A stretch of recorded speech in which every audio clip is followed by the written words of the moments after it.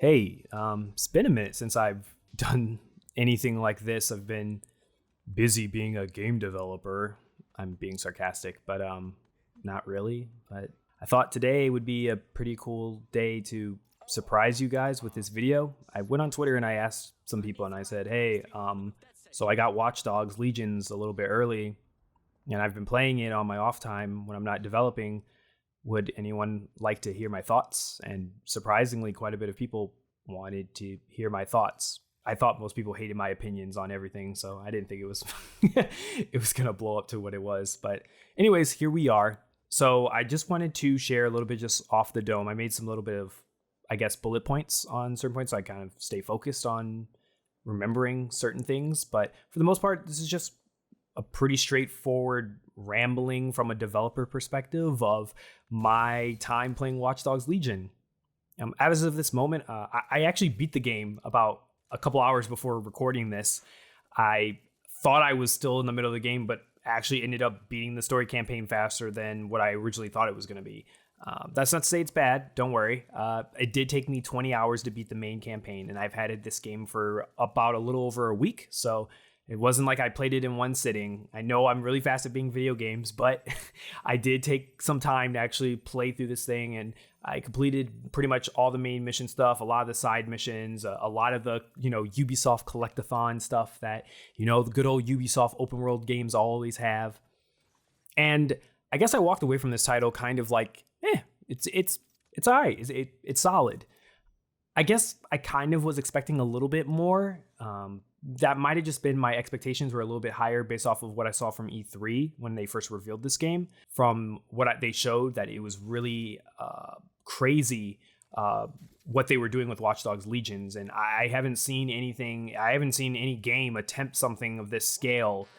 I don't think ever, outside of maybe the closest comparison I would make with Watch Dogs Legions would be probably the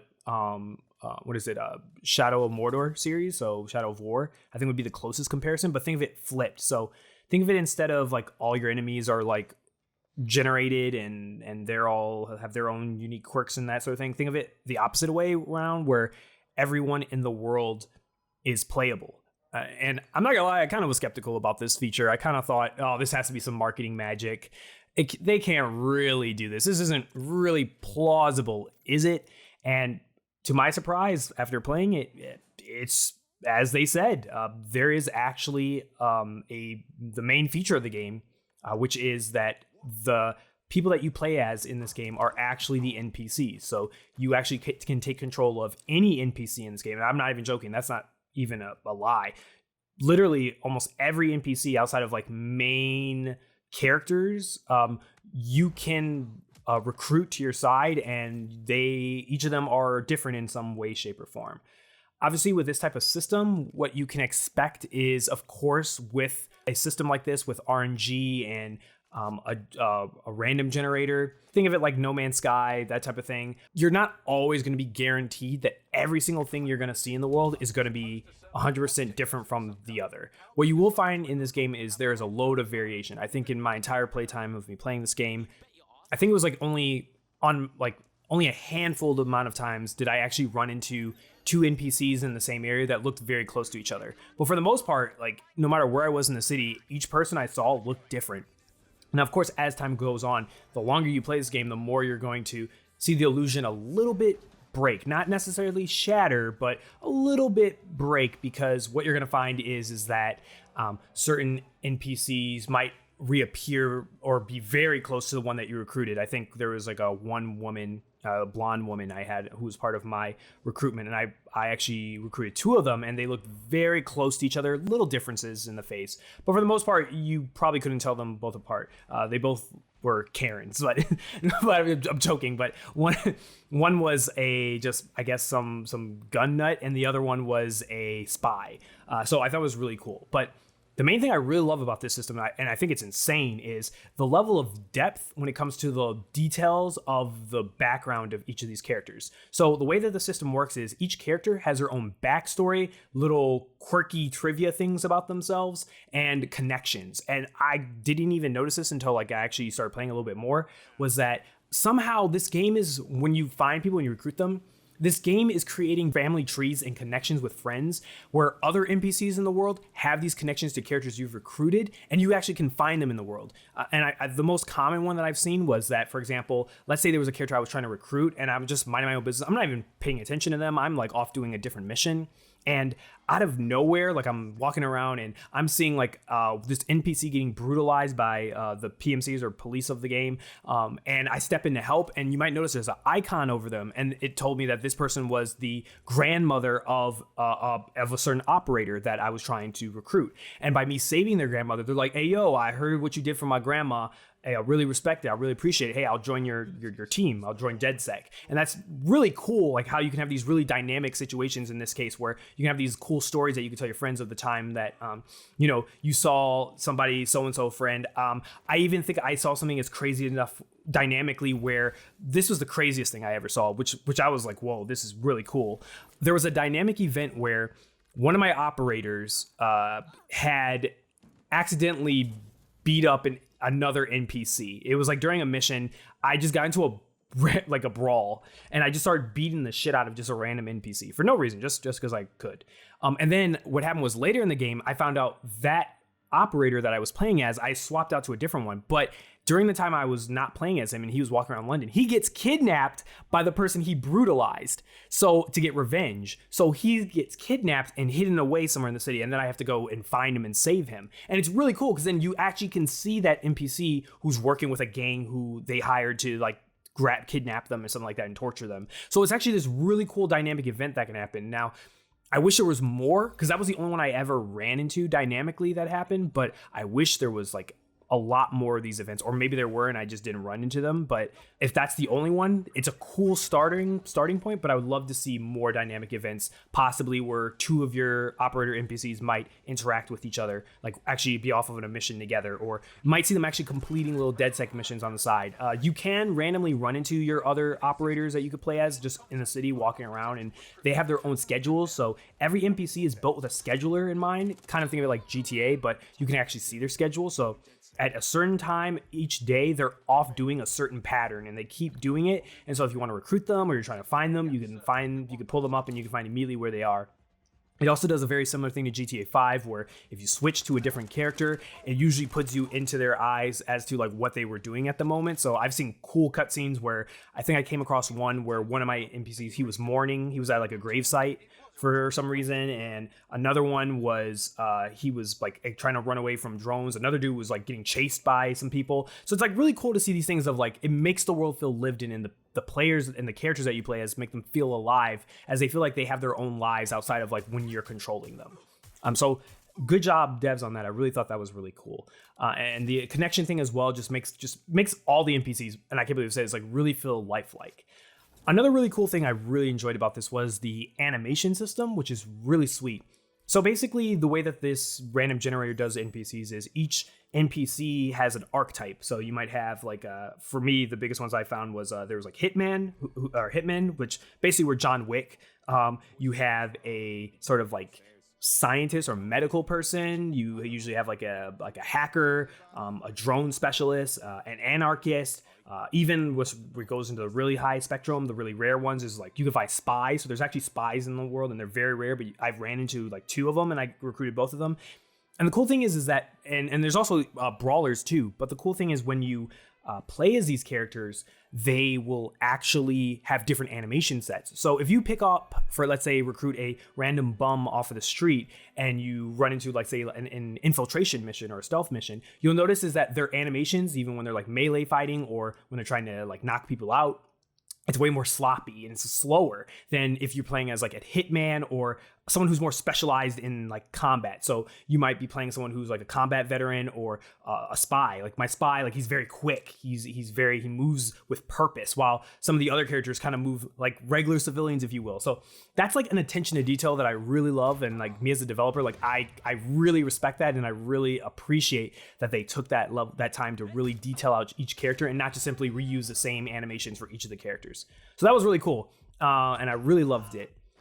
One of the cons, though, with this type of system that I kind of state is that, and these are the two biggest cons I noticed while playing the game, is one, sometimes I notice is that the voices don't match the NPC. So there were some times that I was playing a certain character, or I was talking to a certain character, and when I was talking to them in a cutscene or recruiting them, there were moments where the voice just seemed jarring. Not like a male had like a completely different sound, like a straight up like a female's voice or something like that. Nothing like that. It was more of like the tonality or the association to how they physically look didn't really match up, and so it gets a little bit jarring and a little immersive breaking. I'll give you a good example. So one of the spies that I recruited, this white guy.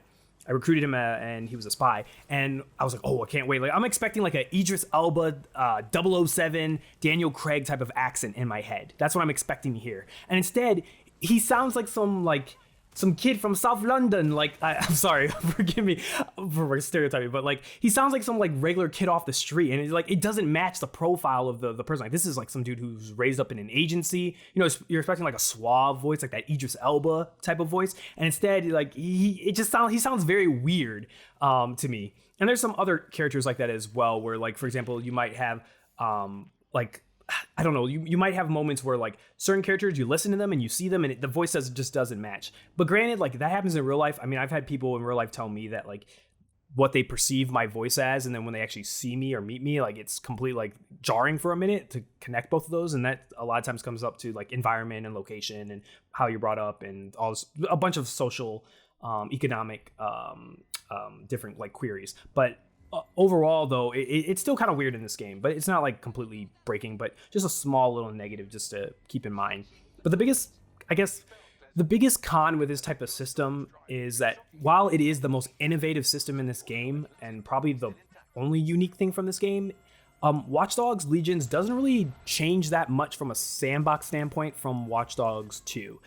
That means you're going to be doing a lot of the same things. The hacking game is back, where you have to, make all the dots connect and turn the different knobs and that sort of thing. That mini game returns. I personally like that in Watch Dogs 2 and Watch Dogs 1, so I'm perfectly fine with it. Most of the hacking remains exactly the same. You get a whole new bunch of skills and little abilities that you can now do that weren't available in the previous games, but nothing really feels like that, like different, like, oh wow, I've never seen that before. Like, it's stuff that you've probably seen, or abilities or mechanics that you've seen in other games. So nothing really crazy there. But the other thing is that like with this new system, what gets left behind is, and I felt this when I played this, was the story. I didn't really have a connection with the story, and I think it's because I feel like a lot of this game, where the innovation is done or a lot of the polish is done, it's in the sandbox, it's in the gameplay of the game, where it does a couple of things to make sure it stands out a little bit different. It innovates with its permadeath system and this NPC system. These things are like the most biggest positives of this entire game. And where I feel like they spent so much time on here, they kind of had to let other things slip. And I think the story is one of them. And there's two reasons for this. I think the first reason why this is because there is no main character, and you as the player are supposed to be a main character, but you never feel like you're the main character. And that's because of this system that they set up with the NPCs and you being able to play as everybody, the main character is quote unquote Legion, which is everyone. But the problem is that because of this, and because each character is different and you'll be swapping out of them at the same time, you don't get time to really see any character flesh out, because it doesn't matter which character you're playing as, they don't ever like bring their own little twist or taste to a cutscene or to a story plot point. They're all going to say the same thing. It's just like putting on a different skin, but they're all going to respond to whatever the situation is the exact same. Just a different person for that. And obviously, like, I'm not telling the developers, and I'm not saying that they should have done that, because that is insane to like request a developer to like even someone as big as Ubisoft to like do, because just the level of like testing and mechanics necessary and content needed for that to work would be like trying to make like we're talking like almost like a Mass Effect RPG level of different amount of cutscenes with voice lines, and I can't even begin to fathom like how many voice actors they had in this game in order to work with all the NPCs with different accents and dialects. Like it's insanity already as it is. So still, I'm not saying that, but the obvious con to this is that you don't really feel a connection with the people you're playing as, because they feel like they're side characters. They feel like they're stand-ins for the other named characters. So I would argue that like the AI that you should play with, Bagley and Sabine and some of the other NPCs and even the villains, I feel like they are the main characters of this story. But the actual like people that you play as are just fodder. You're not going to really get that connection that you will if you were playing like Marcus, or if somehow you connected with Aiden Pierce, I guess Aiden. Like you're not going to get that connection at all. You're just going to be kind of pulled away from that experience. And the second part, which is the other big con to this game, I would say, is the story. Compared to, especially to Watch Dogs 2, like I said previously, the story kind of just feels it just feels not terrible, not fantastic, but just it'll get you from point A to point B. There's enough things there to motivate you to keep wanting to play the game, but the payoff and the reward that the story gives you is very low. If you're going into this game hoping that it's going to expand on the Watch Dogs universe and make connections with Watch Dogs 2 and 1 and set up this grand finale or the next game, I really didn't get that vibe at all. You're kind of just going to be left there kind of like, okay, that was cool, and you're going to just forget everything. I think there are some themes and some elements in the story that are interesting, but they don't go far enough to actually like question those themes. They just plop them in and just say, hey, you know, AI taking over jobs, and like immigration, and police brutality. Like they just plop them into the story, but they don't really dive deep into the soul of them like I would say something like Watch Dogs 2 does. So that's just something to keep in mind. And some people might find this game a little bit jarring, especially with current events currently going on right now.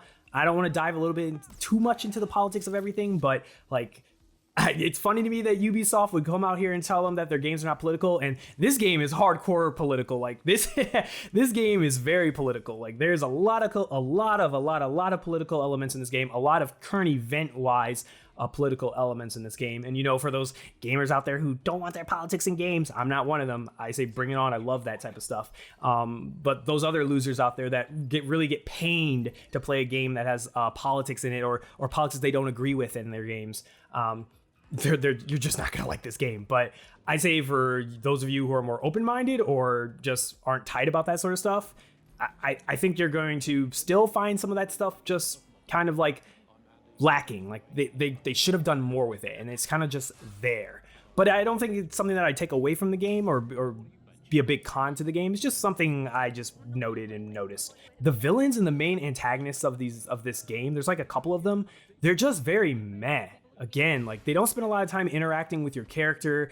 They're just basically big baddie tropes. Nothing really here that you haven't seen before in other games and characterizations. And like I said, overall, like the story's just going to leave you with like, okay, cool.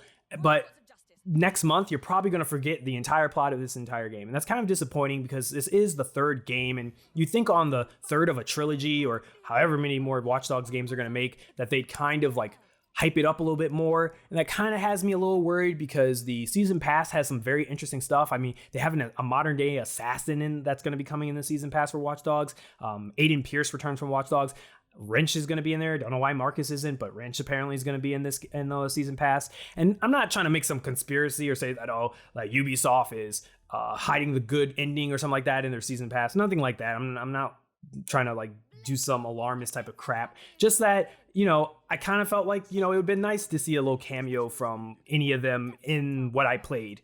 Not to say that there isn't some interesting stuff there. Overall, what you're going to find is like the story's going to be mad. The plot twist you're going to see coming from a mile away. Maybe one thing might like surprise you, but for the most part, not a lot of surprise in this outside of the actual sandbox. The sandbox, fun, really cool. If you are interested in this game because you wanted to try out the permadeath, I highly recommend it. Turn this game up like normal. If you want a difficult game, put it up on hard difficulty.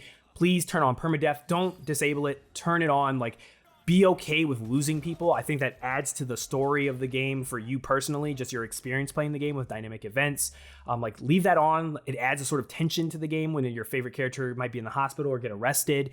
On top of that, another thing I would say too is if you're there for that like GTA sandbox, but a little bit of a twist and something that makes it stand out, so it's not just a GTA clone, then I think you'll like Watch Dogs Legion. But if you're here as a Watch Dogs fan, and I don't know how many of there are of you, but if you are trying to get this game because you're curious about how the plot's going to progress and the characters and how everything's going to be connected, I'm going to say I got a feeling that you're going to be disappointed by this game. So if you're one of those two people, hopefully that helps out. If you're neither of those people, do I think you should play this game? Well, I mean, Cyberpunk got delayed, so So I mean, we got time now. So if you need a new game to play, I think it's a nice little like tap of time that you can spend and get your time's worth out of.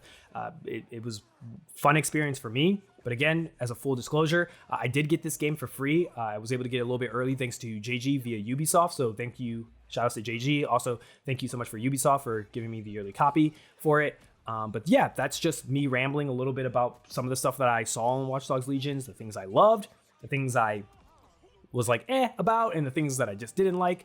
Let me know in the comment section below if you're picking up Watch Dogs Legions, if you've already been playing it. What do you think of the game so far? If you're not getting it, cool, I guess. What game are you getting? Because there's a lot coming out next month.